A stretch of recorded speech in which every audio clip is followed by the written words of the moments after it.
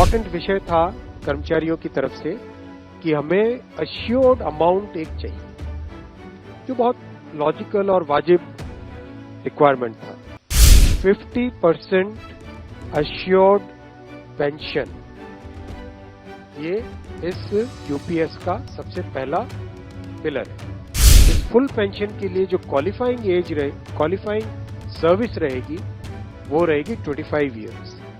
Assured pension, assured minimum pension 10,000 rupees per month, वो इसमें UPS में थर्ड पिलर ये रखा गया। ऑप्शन रहेगा, कोई अगर एनपीएस में रहना चाहे तो एनपीएस में रह सकता है, यूपीएस में ऑप्ट करना चाहे which is naturally a very attractive scheme, तो उसमें ऑप्ट कर सकता है। आज प्रधानमंत्री श्री नरेंद्र मोदी जी की अध्यक्षता में यूनियन कैबिनेट ने यूनिफाइड पेंशन स्कीम को अप्रूव किया है, इसको अनुमोदित किया है और ये स्कीम अभी आने वाले समय में लागू होगी। इम्पोर्टेंट विषय था कर्मचारियों की तरफ से कि हमें अश्योर्ड अमाउंट एक चाहिए, जो बहुत लॉजिकल और वाजिब रिक्वायरमेंट था।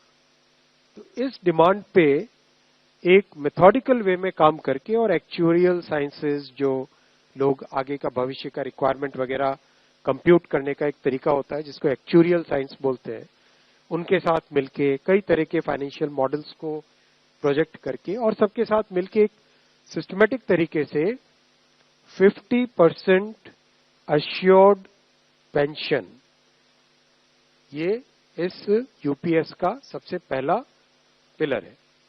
इसकी डिटेलिंग देखनी चाहिए हमें। जो ये अमाउंट मिलेगा वो रिटायरमेंट से पहले के 12 महीनों की एवरेज बेसिक पे का 50% होगा।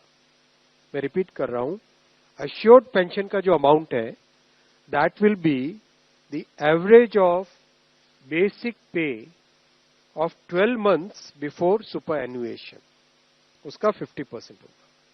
और इस फुल पेंशन के लिए जो क्वालिफाइंग सर्विस रहेगी वो रहेगी 25 इयर्स, यानी 25 वर्ष तक अगर किसी ने काम किया है, सेवा की है, तो उसको फुल पेंशन यानी जो ये अश्योर्ड पेंशन का अमाउंट है वो मिलेगा।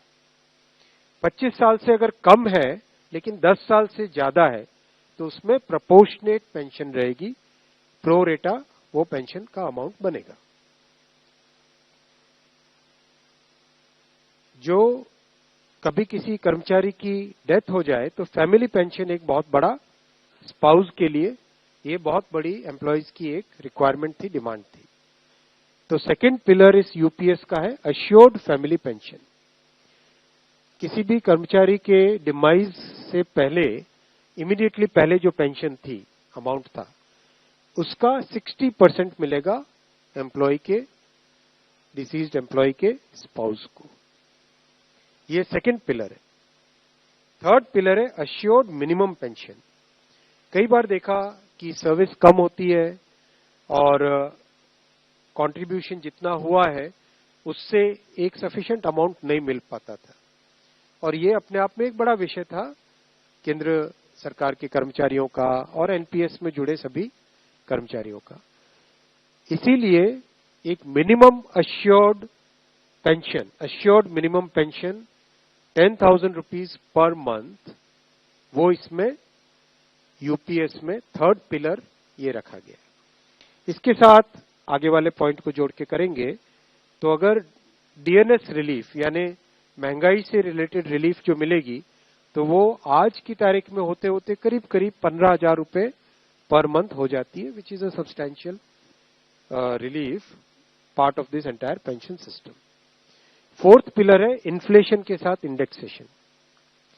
जैसे केंद्र सरकार के एम्प्लॉयज के लिए सैलरी में डीएनएस अलाउंस होता है, उसी पैटर्न पे जो इंडेक्स है, सेम इंडेक्स को यूज करके all India consumer price index for industrial workers, इसको यूज करके assured pension, assured family pension और अश्योर्ड मिनिमम पेंशन, इन तीनों के तीनों जो आपने पिछले पेज पे ये तीनों पिलर्स देखें, assured pension, assured family pension और अश्योर्ड मिनिमम पेंशन। इन तीनों के ऊपर इन्फ्लेशन इंडेक्सेशन डीएनएस रिलीफ के बेसिस पे मिलेगा। डीआर, डीए की जगह डीआर, डीएनएस रिलीफ। पांचवा पिलर है इस स्कीम का lump sum payment at superannuation in addition to gratuity. ये एक तरीके से बहुत ही इंपॉर्टेंट और बहुत ही बड़ी एक रिलीफ मिलेगी। जब सुपर एन्युएशन होता है तो उसके बाद में इंसान अपनी लाइफ को प्लानिंग जिस तरह से करना चाहिए तब कई बड़े खर्चे आते हैं, इसलिए ये लंप सम एक अमाउंट तय किया गया। यह है कि हर 6 महीने की सर्विस के लिए मंथली इमोल्यूमेंट्स विच मीन्स पे एंड डीए कंबाइंड, उसका 10% अमाउंट।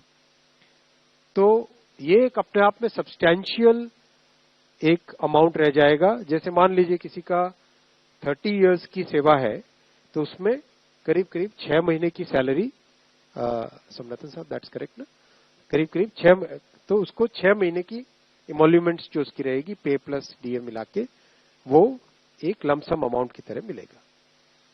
ये 5 पिलर्स को लेके आज यूनिफाइड पेंशन स्कीम अप्रूव हुई है। ये स्कीम केंद्र सरकार के करीब 23 लाख कर्मचारी, करीब 23 लाख एम्प्लॉइज हैं, उनको इसका बेनिफिट मिलेगा। ऑप्शन रहेगा, कोई अगर एनपीएस में रहना चाहे तो एनपीएस में रह सकता है, यूपीएस में ऑप्ट करना चाहे which is naturally a very attractive scheme, तो उसमें ऑप्ट कर सकता है। प्लस राज्य सरकारें अगर इसी फ्रेमवर्क को, इसी आर्किटेक्चर को यूज करना चाहे तो राज्य सरकारें भी इस आर्किटेक्चर को यूज कर सकती है। हमसे जुड़े रहने के लिए हमारे YouTube चैनल को सब्सक्राइब करें और नई वीडियो की नोटिफिकेशन के लिए बेल आइकॉन को दबाएं।